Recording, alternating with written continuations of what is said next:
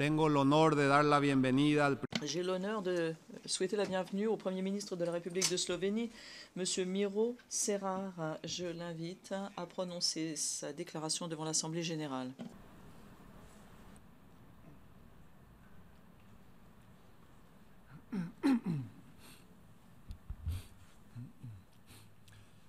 Mr. President.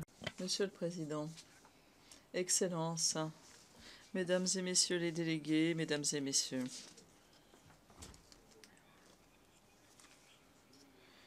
nous vivons un moment historique pour l'Organisation des Nations Unies qui, le mois prochain, aura 70 ans. C'est une occasion qui sera le moment de faire le point sur les acquis passés de l'organisation, sur des occasions manquées et sur les défis qui nous attendent. L'ONU a fait des efforts remarquables en cela qu'elle a ouvert la voie pour la paix, la sécurité et les droits de l'homme. Par ailleurs, des changements profonds sont intervenus au cours de ces 7 décennies. L'ONU a réussi à s'adapter à certains de ces défis, alors qu'elle a manqué de créativité, de volonté politique et de souplesse face à d'autres. Il y a 10 ans, les dirigeants du monde se sont réunis ici à New York, animés de la vision d'améliorer et de promouvoir la sécurité internationale, de promouvoir les droits de l'homme et le développement, dans le contexte d'un plan très audacieux, connu sous le nom de document final du sommet mondial. Ceci a débouché sur la création du Conseil des droits de l'homme et de la Commission de rétablissement de la paix. From mass atrocities and systematic violation to protect human beings. Commission de consolidation de la paix. Ensemble, nous avons fait nôtre le concept de responsabilité de protéger les êtres humains contre des atrocités et des violations systématiques des droits de l'homme. Nous nous sommes engagés à réformer le Conseil de sécurité et à redynamiser l'Assemblée générale des Nations unies dans le contexte de la réforme globale des Nations unies. L'organisation doit continuer à s'adapter aux nouvelles réalités. Il sera donc important de progresser en ce sens.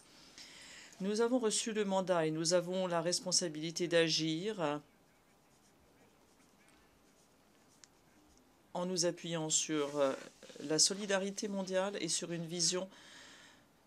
la vision d'une communauté internationale plus juste et plus sûre. Nous nous félicitons de l'adoption du programme d'action d'Addis Abeba ainsi que du nouveau programme de développement durable. Toutefois, d'ici à la fin de l'année, à la conférence des Nations Unies sur les changements climatiques de Paris, il faudra que nous adoptions un accord sur le climat qui soit ambitieux, durable, universel, juridiquement contraignant, qui vise l'atténuation, l'adaptation, le financement, le développement des technologies de façon équilibrée et rentable quant au coût. La Slovénie reste très attachée à la protection de l'environnement, à la garantie de sa pérennité, que ce soit au niveau national ou international.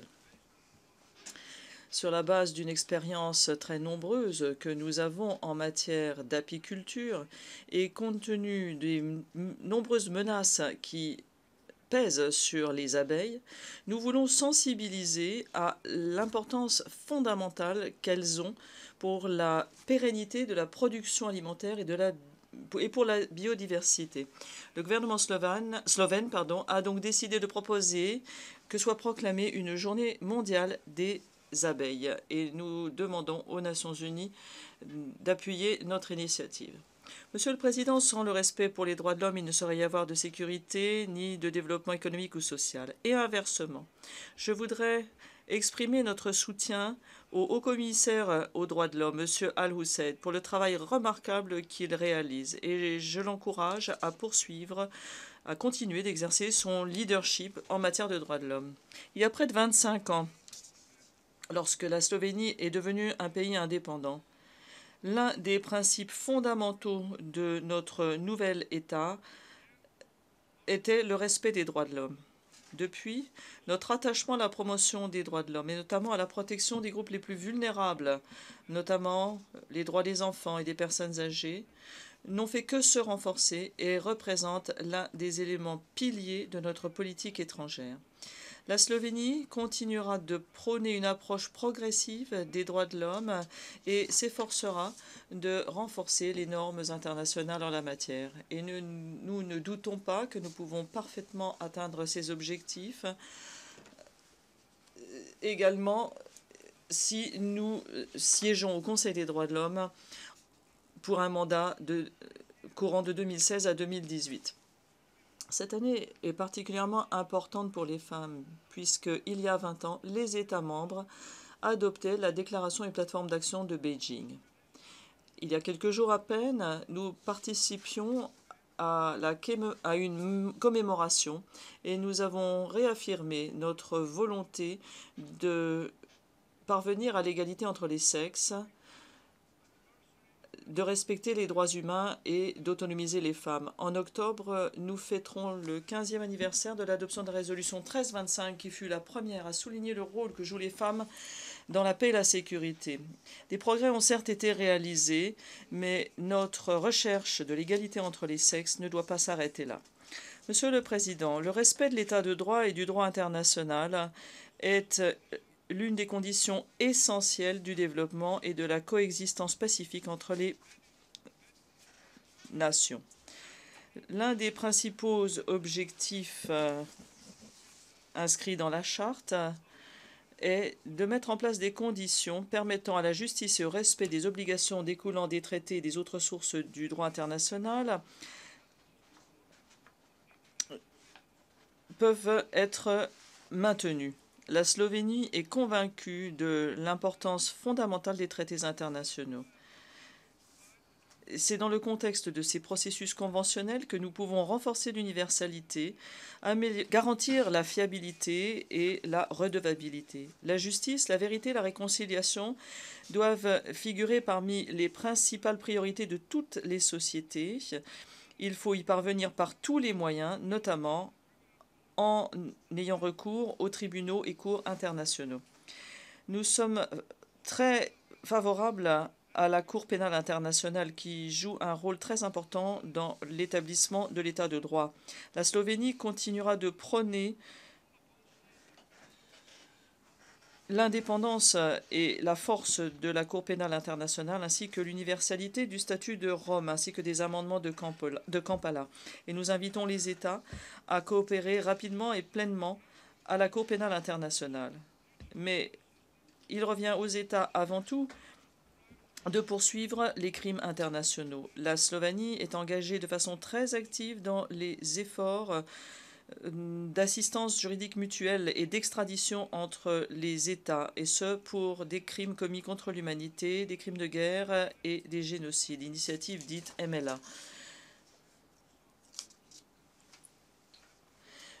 Nous avons beau répéter que les atrocités commises à l'échelle massive et les violations systématiques des droits de l'homme ne doivent pas se répéter, nous assistons encore à des événements qui choquent notre conscience humaine.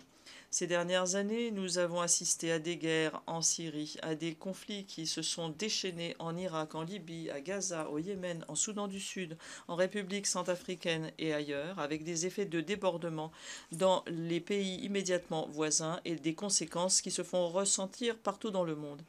La situation s'aggrave encore du fait de l'escalade de l'extrémisme violent et des crimes commis par Daesh et par les autres groupes terroristes. Il faut que cela s'arrête. Nous lançons un appel au Conseil de sécurité, particulièrement à ses membres permanents, afin qu'ils surmontent leurs divisions et qu'ils trouvent le moyen de traiter de façon plus efficace la dégradation de cette situation en vertu de la responsabilité qui leur revient en premier lieu pour le maintien de la paix et de la sécurité internationale. L'Europe, le continent européen, n'a pas été épargné. Le conflit en Ukraine se poursuit, la souveraineté et l'intégrité territoriale de ce pays restent menacées et nous demandons donc que soient pleinement appliqués les accords de Minsk. La guerre et les conflits ont causé une recrudescence des déplacements de personnes qui atteignent des niveaux que l'on n'avait jamais connus dans l'histoire récente. Il s'agit d'un défi humanitaire. Des vagues massives de réfugiés, de migrants fuient leur foyer. Des centaines de personnes meurent alors qu'ils cherchent à améliorer leur vie. L'importance, l'échelle de la crise humanitaire actuelle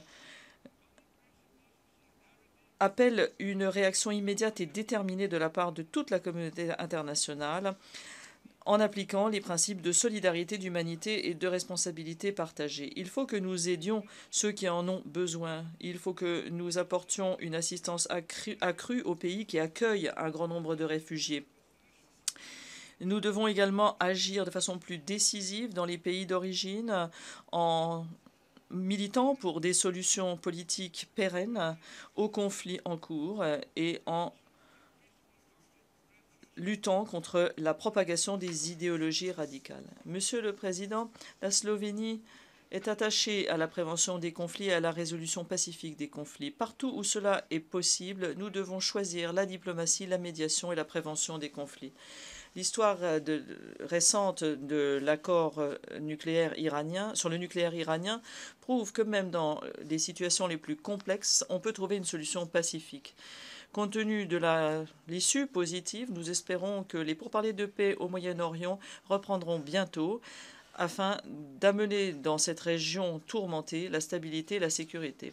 À propos du désarmement et de la maîtrise des armements, je voudrais saluer l'entrée en vigueur rapide du traité sur le commerce des armes en décembre dernier et en appeler à sa pleine application. Cela nous permettra de réguler de façon effective le commerce international des armes et cela donc, à son tour, contribuera à la paix et à la sécurité internationale. Mon pays est d'ailleurs favorable et très engagé dans la recherche de l'objectif d'un monde débarrassé d'armes nucléaires. Je voudrais terminer en soulignant que la Slovénie poursuit ses activités en vue de rapprocher la communauté mondiale des normes universelles en matière de droits de l'homme et de vie décente pour tous. Nous resterons toujours actifs en matière d'environnement, l'environnement dans lequel nous serons toujours favorables, à un environnement où chaque être humain se sent en sécurité. Nous allons continuer de promouvoir des partenariats forts, un dialogue inclusif, la coopération constructive. Nous sommes déterminés à travailler avec nos partenaires pour que l'organisation apporte des résultats tangibles, dignes de ce nom, qui feront avancer la paix, la sécurité et les droits de l'homme pour tous. Et la Slovénie assumera sa part de responsabilité dans l'action. Merci. Au nom de l'Assemblée générale, je remercie le Premier ministre de la République de Slovénie de l'allocution qui vient d'être prononcée et je prie